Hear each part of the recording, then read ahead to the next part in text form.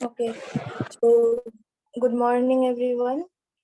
So in today's lecture, we will discuss the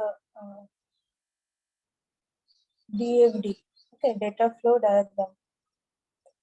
designing tool में हमने last class में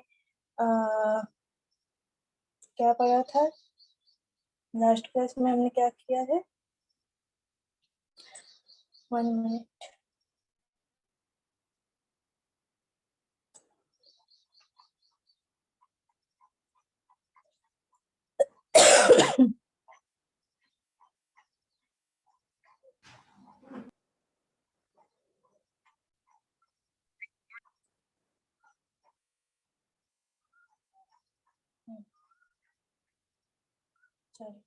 हाँ, तो आज के क्लास में हम डिस्कस करेंगे DFD. ओके, लास्ट क्लास में हमने ईयर डायग्राम को देखा था और उसके रिलेटेड बाकी सारी चीजें हम लास्ट क्लास में पढ़ लिए थे. अच्छा, DFD, what you mean by DFD? DFD shows the flow of data through the system, and it is also used for modeling the requirement, which is also known as bubble chart or data flow graph. ठीक है, तो DFD basically एक graphical representation होता है जो provide करता है कि इंफॉर्मेशन फ्लो कैसे होगा, और it is also known as the data flow graph or the bubble chart, जहाँ पे क्या होता है कि इंफॉर्मेशन कैसे फ्लो हो रहा है और ट्रांसफॉर्म हो रहा है between input and output data. Okay, तो डेटा फ्लो डायग्राम बेसिकली कुछ सिंबल्स यहाँ पे यूज होता है. जैसे यहाँ पे देखो कि process, entity, data store and data flow. ठीक है, प्रोसेस जो है, प्रोसेस क्या करता है कि प्रोसेस करता है कि that will transform the data between transform the data input into the data output. Okay, process क्या करता है? It depicts a process that transform data input into data output.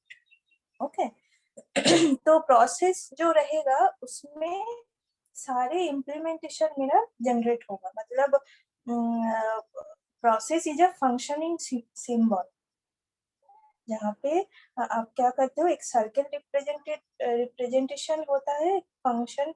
वहाँ पे क्या क्रिएट होता है कि जितने भी परफॉर्म हो रहा है इम्प्लीमेंटेशन, वो उस बबल के अंदर प्रोसेस किया जाएगा. ठीक है, और इनपुट वहां पे आके जनरेट होगा और उसके बेसिस पे हम आउटपुट को डिस्कवर करेंगे. ठीक है, so process that transform data input into the data output, or you can say that this is also called a functioning symbol or function symbol, which is represent using a circle.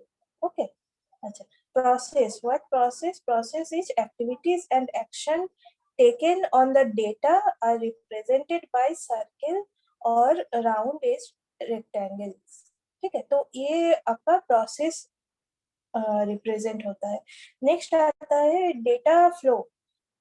Data flow means देखो कि data मतलब ये symbol क्यों use होता है कि it shows the flow of data into और out of the process और डेटा स्टोर, ऐसे आप बोल सकते हो. ठीक है, so flow of data means जैसे कहाँ से डेटा आ रहा है और कहाँ डेटा जा रहा है, और वो कनेक्टेड रहेगा प्रोसेस के साथ.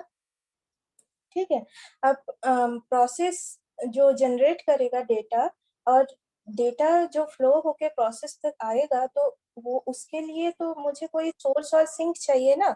आइदर वहां पे कोई सोर्स और सिंक रहेगा तभी हम कोई भी डेटा को फ्लो कर सकते हैं.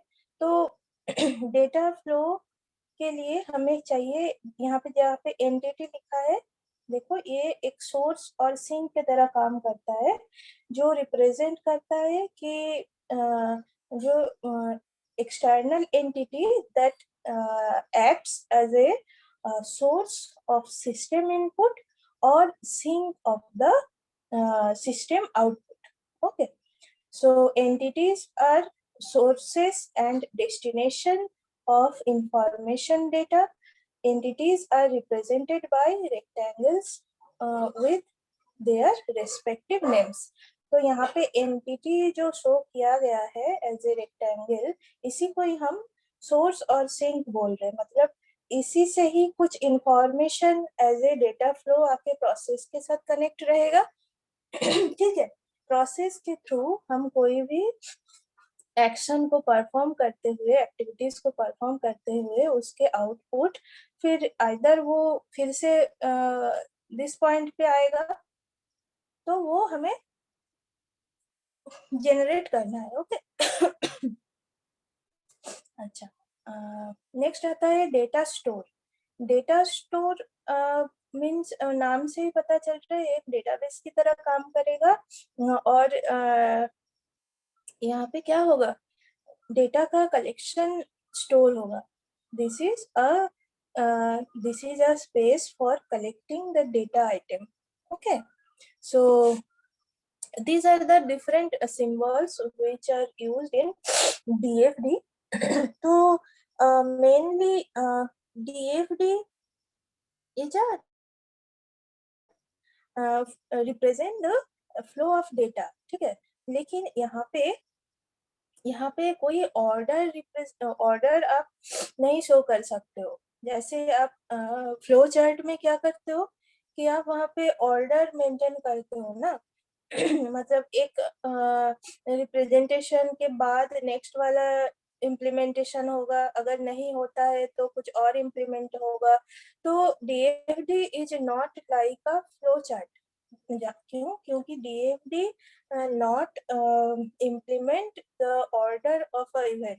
ठीक है, तो DFD सिर्फ डेटा फ्लो को ही शो करता है। यहाँ पे आप एज ए फ्लो चार्ट नहीं कर सकते हो कि ऑर्डर ये नहीं मेंटेन करता है। तो डी और फ्लो चार्ट में ये ध्यान। These are the different symbols which are used in DFD. अच्छा, so there will be 3 types of DFD: level 0, level 1 and level 2. Okay, level 2 DFD. So different type of DFD आज हम देखेंगे। अच्छा, तो यहाँ पे सिंबल्स के बारे में हमने ऑलरेडी डिस्कस कर लिया है। डेटा स्टोर क्या करता है? There are two variants of data store.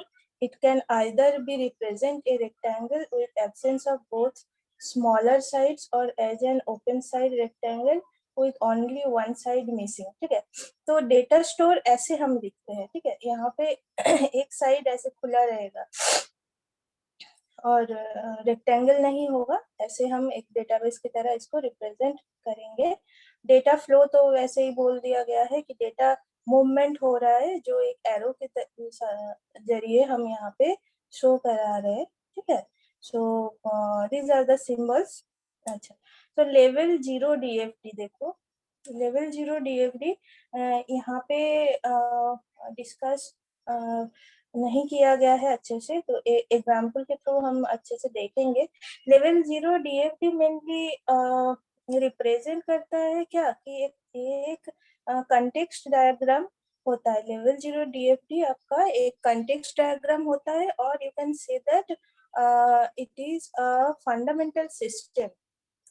ठीक है, मतलब यहाँ पे एक ही प्रोसेस रहेगा और आपके पास एक सोर्स या सिंक रहेगा, और उसके साथ आपका कि डेटा का फ्लो का डायरेक्शन आप शो कराओगे। ठीक है, तो मतलब यहाँ पे एक प्रोसेस रहेगा। एक प्रोसेस के साथ एक एंटिटी, यहाँ पे जैसे दिया है ना एंटिटी, एक प्रोसेस के साथ एंटिटी कैसे कनेक्टेड है यूजिंग सम डेटा फ्लो, वही लेवल 0 DFD बोलता है। ठीक है, तो एग्जांपल देखो मैंने यहाँ पे एक लिया है कि लेवल 0 DFD मैंने एक एयरलाइन रिजर्वेशन सिस्टम एक प्रोसेस का कस्टमर जो है वो यहाँ पे सोर्स और सिंक की तरह काम कर रहा है, ठीक है। और वहां पे जो डायरेक्शन यहाँ पे शो किया जा रहा है, ये आपका ये आपका क्या है कि आप डेटा का फ्लो शो कर रहे हो, ठीक है। और input as a input and output. तो डेटा फ्लो क्या बोलता है, शोज द डेटा इनटू और आउट ऑफ द प्रोसेस और स्टोर्ड डेटा, ठीक है। तो यहाँ पे जितने भी इनपुट आ रहे हैं और यहाँ से जितने भी इनपुट्स आउटपुट जा रहा है, वहां पे ये एक सोर्स है, या फिर इसको कस्टमर को सिंक कह सकते हो। तो ये जो एंटिटी है, यहाँ पे जितने भी इनपुट आ जा रहा है, उसी को ही हम यहाँ पे डेटा फ्लो बोल रहे हैं, ठीक है। और वो कनेक्टेड है एक एंटिटी एंड एक प्रोसेस के साथ। तो लेवल 0 डीएफडी सिर्फ एक कंटेक्स्ट डायग्राम और एक फंडामेंटल सिस्टम को ही इम्प्लीमेंट करता है, ठीक है। So it represent the entire system as a single bubble, ठीक है। यहाँ पे एक ही प्रोसेस रहेगा with some input and output data that indicates the incoming and outgoing errors, okay। अच्छा, हम क्या करेंगे यहाँ पे, लेवल 1 में जब जाएंगे इसको फिर से डिकम्पोज करेंगे, ठीक है ना। डिकम्पोज करेंगे इस डीएफडी को डिफरेंट, मतलब वहां पे क्या हो जाएगा, मल्टीपल बबल्स आ जाएगा जो कि प्रोसेस के हिसाब से वो जनरेट होगा, ठीक है। वहां पे बहुत सारा प्रोसेस हम इम्प्लीमेंट कर सकते हैं लेवल 1 में। तो पहले लेवल 0 समझते हैं, ठीक है। तो लेवल 0 देखो, यहाँ पे बोला गया है क्या, कस्टमर। तो कस्टमर से इनपुट जा रहा है कि trip details, reservation details, mode of payment, cancellation details, ठीक है। ये इनपुट जा रहा है एक प्रोसेस के पास जो कि है airline reservation system.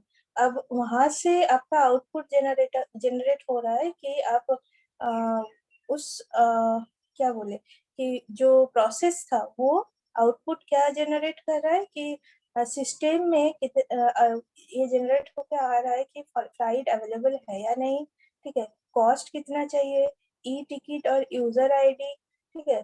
Cancellation charges या फिर कुछ भी रहे, तो उस हिसाब से आउटपुट भी यहाँ पे जनरेट हो रहा है। तो कस्टमर जो है वो एक एंटिटी है, और वो जो इनपुट दे रहा है, जो रिजर्वेशन सिस्टम है, वो अपने प्रोसेस में ही, अपने सिस्टम से ही वो आउटपुट जनरेट करके फिर से कस्टमर को प्रोवाइड कर रहा है। तो लेवल 0 डीएफडी आपका मतलब एक फंडामेंटल सिस्टम को रिप्रेजेंट करता है, ठीक है ना। यहाँ पे सिर्फ इनपुट एंड आउटपुट ही काम करेगा अपना, ठीक है। तो इसको हम डिकम्पोज कर रहे हैं, देखो लेवल 1 में। अब लेवल 1 में डिकम्पोज करेंगे तो the DFD will be decompose in multiple bubbles, ठीक है। जहाँ पे प्रोसेस बहुत सारे बबल्स को रिप्रेजेंट करता है। और ये जो बबल्स है, देखो ये जो है, ये यहाँ पे इनपुट एंड आउटपुट लेकिन सेम ही रहेगा, ठीक है। जैसे यहाँ पे देखो 4 इनपुट था और 4 आउटपुट था ना, लेवल 0 डीएफडी में कस्टमर के साथ। तो यहाँ पे भी इनपुट एंड आउटपुट 4, मतलब 4 इनपुट ही रहेगा, 4 आउटपुट ही रहेगा। लेकिन ऐसे लिखने का क्या मतलब प्रोसेस है कि हम क्यों हम ऐसे लेवल 1 में इसको लिखते हैं कि हम क्या कर रहे हैं, ये प्रोसेस को थोड़ा इलाबोरेट कर रहे हैं कि ताकि वो समझने में और आसानी हो, ठीक है। तो यहाँ पे हर एक बबल जो है, it is decomposed into more detailed DFD, ठीक है। और यहाँ पे क्या हो रहा है कि लेकिन इनपुट एंड आउटपुट जो है वो लेकिन सेम रहेगा आपका। तो देखो कस्टमर क्या कर रहा था, कस्टमर इनपुट क्या आ रहा था कस्टमर से फर्स्ट, की ट्रिप डिटेल्स, ठीक ना। यहाँ पे आ रहा था ना ट्रिप डिटेल्स। तो यहाँ से भी वैसे ही है, देखो कस्टमर ट्रिप डिटेल्स दे रहा है। अब हमने क्या किया, एयरलाइन रिजर्वेशन सिस्टम जो प्रोसेस था, उस प्रोसेस को मैंने डिफरेंट मल्टीपल बबल्स में ब्रेक कर दिया है, ठीक है।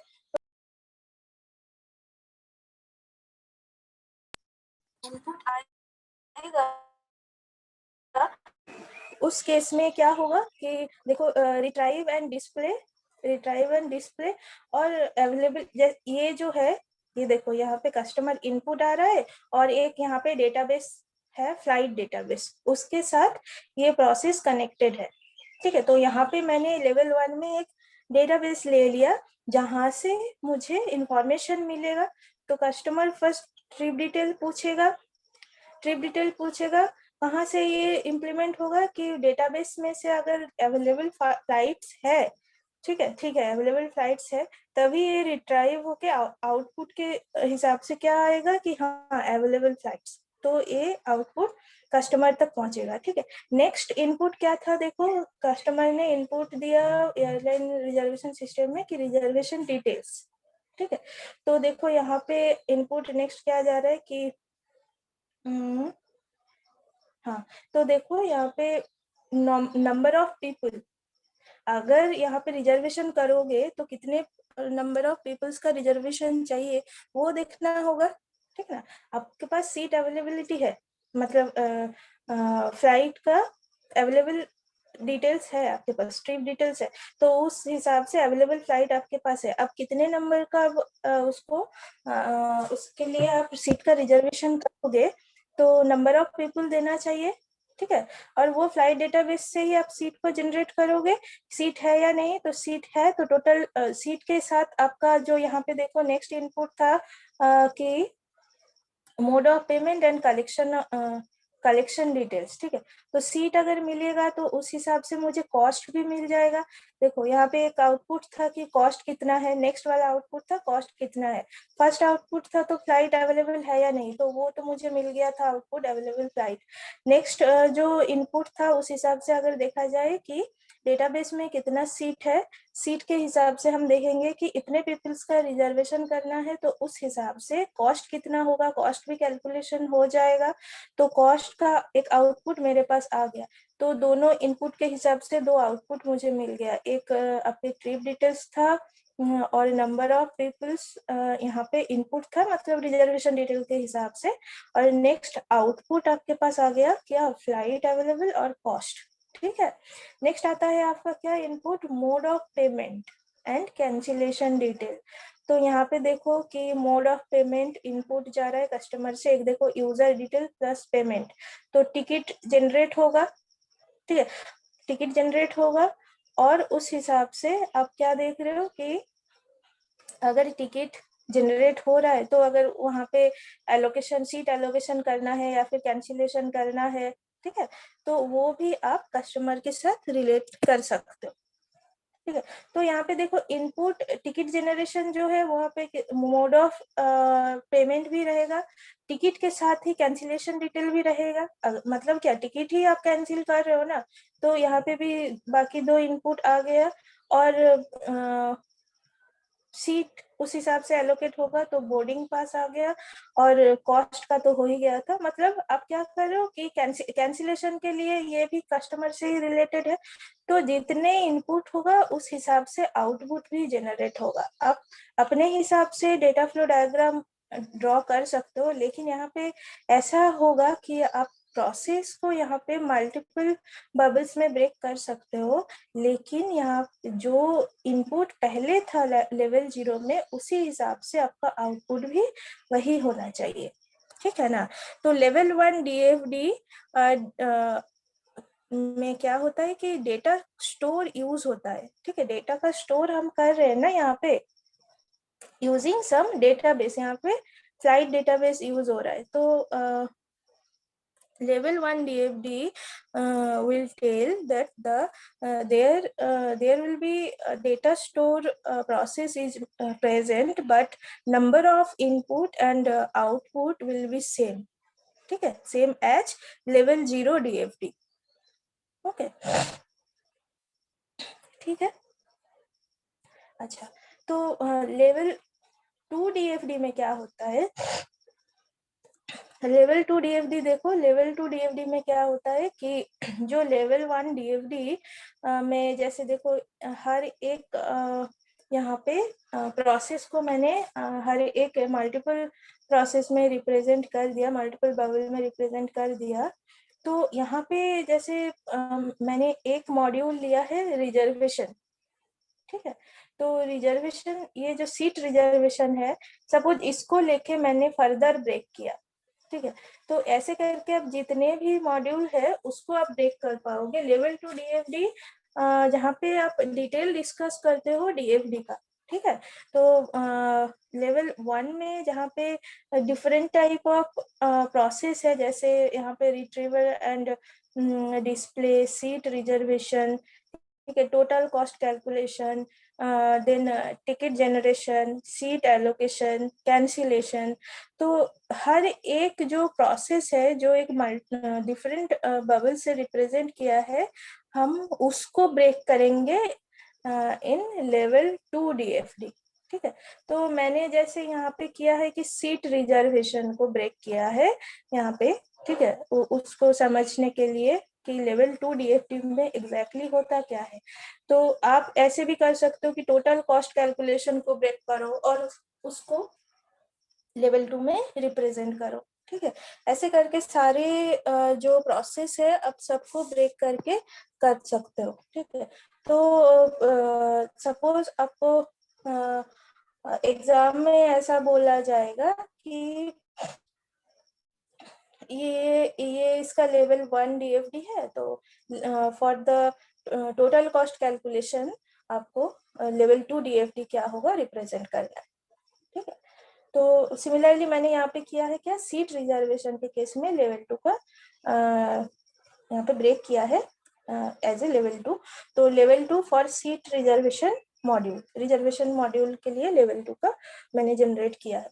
तो देखो यहाँ पे कस्टमर तो रहेगा एज ए सोर्स और सिंक, ठीक है, जो कि एक एक्सटर्नल एंटिटी है that acts as a source of the system input और sink of the system output.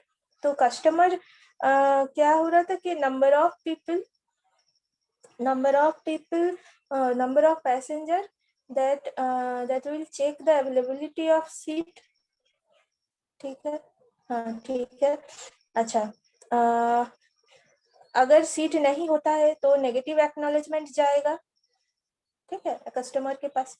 अगर सीट होता है, अगर सीट रिजर्वेशन के केस में ही हम देख रहे हैं ना, तो अगर सीट होता है तो क्या होगा कि कलेक्शन ऑफ पैसेंजर इंफॉर्मेशन कि कितने पैसेंजर उस सीट को मतलब जैसे 10 सीट है तो कितने पैसेंजर्स के लिए आप वहाँ पे बुकिंग कर रहे हो, तो कलेक्शन ऑफ पैसेंजर इंफॉर्मेशन आपको चाहिए। अच्छा, डिटेल्स जो आप भेजोगे वो डेटाबेस के साथ कनेक्ट होगा। डेटाबेस मीन्स यहाँ पे एक डेटा स्टोर जो रिप्रेजेंट करता है the collection of data item, ठीक है। और उस हिसाब से सीट आप मतलब कितने सीट्स का आप मतलब क्या बोले टिकट जनरेट करना चाह रहे हो, तो वो उस हिसाब से डेटाबेस से जनरेट करके आएगा, ठीक है। अब वो पैसेंजर्स है, पैसेंजर्स का यूजर डिटेल्स चाहिए और पेमेंट प्रोसेस होगा, मीन्स पेमेंट भी चाहिए कितने सीट्स के लिए आप टिकट कर रहे हो, जैसे होता है आपको उस हिसाब से इम्प्लीमेंट करना होगा। अच्छा, पेमेंट प्रोसेस होगा, पेमेंट का एक्नॉलेजमेंट मिलेगा, टिकट इशू हो जाएगा, ठीक है।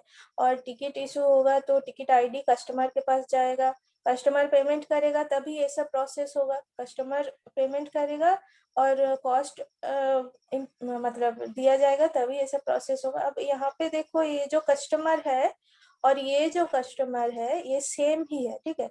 अब यहाँ पे जो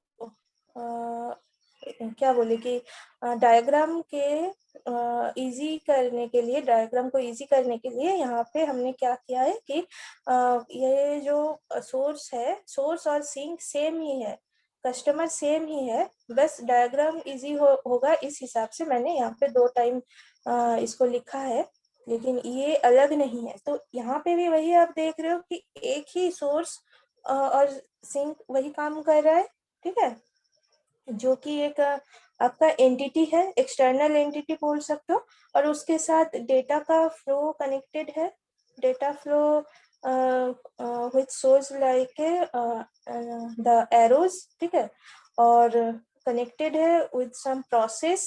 प्रोसेस जो है यहाँ पे डिफरेंट मल्टीपल बबल्स में रिप्रेजेंट किया जा रहा है, लेकिन हम यहाँ पे क्या कर रहे हैं कि ये एक्चुअली डेटा लेवल 2 डीएफडी है, जो क्या करता है कि इंडिविजुअल प्रोसेस को इलेबोरेट करता है।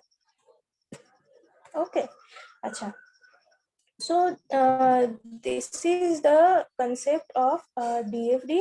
अच्छा, तो डिफरेंट टाइप ऑफ एग्जांपल्स जैसे दिया जाएगा आपको, जैसे कि क्या बोले कि यहाँ पे जैसे हमने देखा है कि ऑनलाइन शॉपिंग सिस्टम कस्टमर्स, ठीक है, तो अगर ऐसा कुछ आ जाए तो उस केस में आप देखो यहाँ पे भी वैसे ही कुछ बोला गया है कि लेवल 0 DFD, यहाँ पे भी सिर्फ एक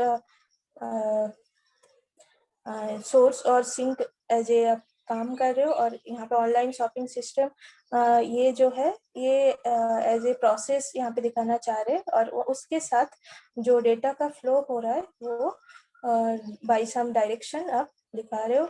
लेवल 1 डीएफडी में क्या हो रहा है कि यहाँ पे भी एक डेटाबेस है, और जितने भी यहाँ पे सोर्स और सिंक है वो प्रोसेस के साथ कनेक्टेड है।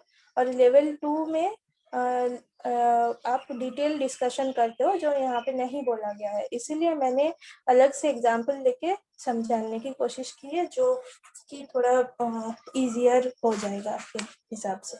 ओके, अच्छा, तो database designing sorry software designing tools में ये दो ही चीज इम्पोर्टेंट है, एक तो year diagram and data flow diagram, और दोनों ही हमने कर लिया है, और आई थिंक यहाँ तक आप लोगों को समझ में आया होगा। अच्छा, तो data flow diagram and flow chart दोनों में डिफरेंस आपको पता होना चाहिए। बेसिक कंसेप्ट यही है कि flow data flow diagram data का फ्लो दिखाता है, लेकिन वहां पे कोई ऑर्डर शो नहीं होता है, ठीक है, लेकिन फ्लो चार्ट क्या करता है कि एक ऑर्डर को मेंटेन करता है, एक ऑर्डर को मेंटेन करता है, मतलब एक एग्जीक्यूशन के बाद ही नेक्स्ट वाला एग्जीक्यूशन होगा, तो उस ऑर्डर को मेंटेन करता है। लेकिन डीएफडी अपने हिसाब से आप रिप्रेजेंट कर सकते हो, मैंने जैसे डायग्राम यहाँ पे शो किया है उसको आप अपने हिसाब से भी रिप्रेजेंट कर सकते हो, लेकिन लॉजिकली वो सही होना चाहिए, ठीक है, लॉजिकली वो सही होना चाहिए, कि आप ऐसे कैसे मतलब कैसे भी करके उसको रिप्रेजेंट नहीं कर सकते। तो देखो, logical data, logical DFD and physical DFD दोनों टाइप ऑफ डीएफडी होता है। लॉजिकल डीएफडी जैसे कि मतलब कि बैंकिंग सॉफ्टवेयर सिस्टम में जैसे डिफरेंट एंटिटीज के साथ इम्प्लीमेंटेशन होता है, वहाँ पे क्या होता है कि आप क्या करते हो कि प्रोसेस को लॉजिकली इम्प्लीमेंट कर सकते हो। फिजिकल मतलब जो एग्जिस्ट कर रहा है, ठीक है, physical DFD means the type of DFD that shows how the data flow is actually implemented in the system, ठीक है। तो डीएफडी आपको जैसे दिया जाएगा उस हिसाब से आपको इम्प्लीमेंट करना है, ठीक है। तो यहाँ पे जैसे हमने क्या किया, airline reservation system and customer के साथ जो कनेक्शन रहेगा इनपुट एंड आउटपुट के हिसाब से, हमें अगर उसको इलेबोरेट करना है तो वो पहले समझना होगा कि कस्टमर क्या इनपुट प्रोवाइड कर रहा है और उस हिसाब से क्या आउटपुट आ सकता है, ठीक है। तो वो लॉजिकली होना चाहिए, आप कैसे भी करके उसको रिप्रेजेंट नहीं कर सकते हो, ठीक है ना। अच्छा, तो असाइनमेंट कितने जन किए हो ये पहले बताओ। असाइनमेंट सबने किया है, सबमिट किया है, कुछ लोगों ने किया है वो मुझे पता है, बाकी सब कर लेना, और कोई भी दिक्कत आ रहा है तो बोलना, और जो न्यूमेरिकल मैंने दिया था नहीं तो वो नेक्स्ट क्लास में हम डिस्कस कर लेंगे। अच्छा, तो लगभग बहुत सारा टॉपिक हमने कवर कर लिया है, सॉफ्टवेयर इंजीनियरिंग में। बाकी रह गया आप लोगों का सॉफ्टवेयर डिजाइनिंग तो हो गया, टेस्टिंग रह गया, और कुछ कुछ चीज़ें रह गया। SRS का भी थोड़ा बहुत चीज़ें रह गया, रिक्वायरमेंट सॉफ्टवेयर रिक्वायरमेंट स्पेसिफिकेशन। ये हो जाएगा तो लगभग मेन टॉपिक्स जो है वो कंप्लीट ही हो जाएगा। ठीक है, मेन चीज़ तो आपका टेस्टिंग ही रह गया। अच्छा, सॉफ्टवेयर डिजाइनिंग टूल में और एक चीज़ रह गया कि आपका जो है डिसीजन टेबल भी इम्पोर्टेंट है, और उसके रिलेटेड न्यूमेरिकल्स भी आता है एग्जाम में। ठीक है, तो वो भी हम लोग पढ़ लेंगे।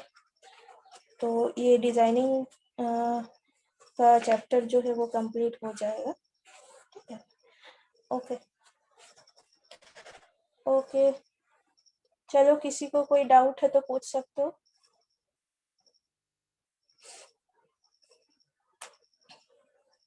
और लैब में अभी क्या चल रहा है आप लोगों का?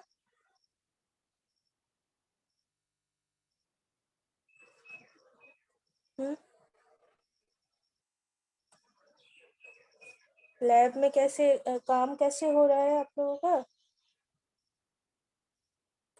कोई आप लोग ये कर रहे हो क्या, वो क्या बोलते हैं, मैम कैसे करा रही है कि वो सॉफ्टवेयर यूज करके, या फिर कैसे वर्चुअल लैब करके? वर्चुअल लैब भी है, आप लोग उसमें भी कर सकते हो ट्राई। एक IIT खड़गपुर का है, उसमें भी आप लोग ट्राई कर सकते हो। उससे करा रहे हैं या फिर ऐसे ही आप लोग कर रहे हो, वही मुझे जानना था। मतलब एक सॉफ्टवेयर है जो है स्टार UML। क्या स्टार UML से आप लोग कर रहे हो क्या इम्प्लीमेंट? Yes ma'am. अच्छा, तो अभी तक कितना एक्सपेरिमेंट हुआ है उसमें, क्या क्या हुआ है?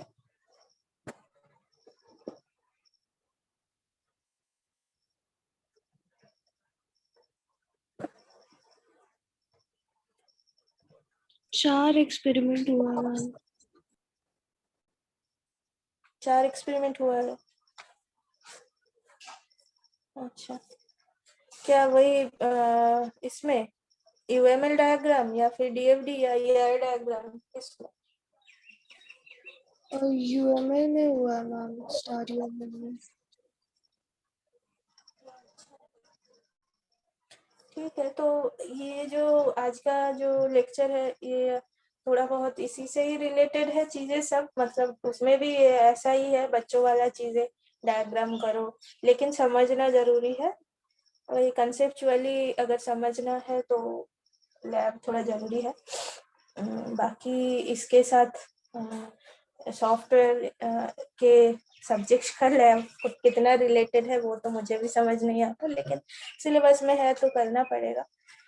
ठीक है ना, जितना हो रहा है कर पा रहे हो करो। और बाकी तो क्लासेस जो है, क्लासेस करते रहो जैसे आप लोग करते हो डेली। ठीक है, और अटेंडेंस इम्पोर्टेंट है, कोशिश करना कि डेली का डेली क्लास आप लोग अटेंड कर पाओ। और बाकी जितने भी थोड़ा बहुत बचा है वो खत्म हो जाएगा जल्दी। बस टेस्टिंग का पार्ट ही कुछ थोड़ा बहुत बचा हुआ है, और हम लेकिन उसमें बहुत सारा चीज़ें है, बहुत सारा चीज़ें है, और बहुत इम्पोर्टेंट भी है। तो ठीक है, तो नेक्स्ट क्लास में वही सब हम लोग डिस्कस करेंगे। अच्छा, चलो, thank you for joining the class. Okay, Thank you, ma'am.